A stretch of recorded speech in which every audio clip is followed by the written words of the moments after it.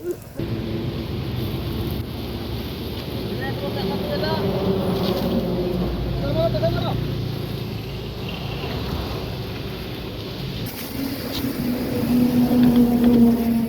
একটু বড় সমস্যা, স্পেশালি লাস্ট 10 days।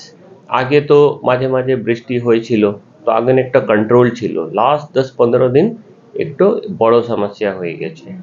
তো আমাদের থেকে সচেতনা চলছে, প্রত্যেক দিনই মাইকিং চলছে যে জেএফএমসি আছে, অনেকগুলো জেএফএমসি স্কুল ছাত্রছাত্রী সব খুব সচেতনা লেভেল একটা হাই আছে, তো উনি তো কোঅপারেট করেই, কিন্তু একটা বেশি একটু সচেতনা দরকার আছে।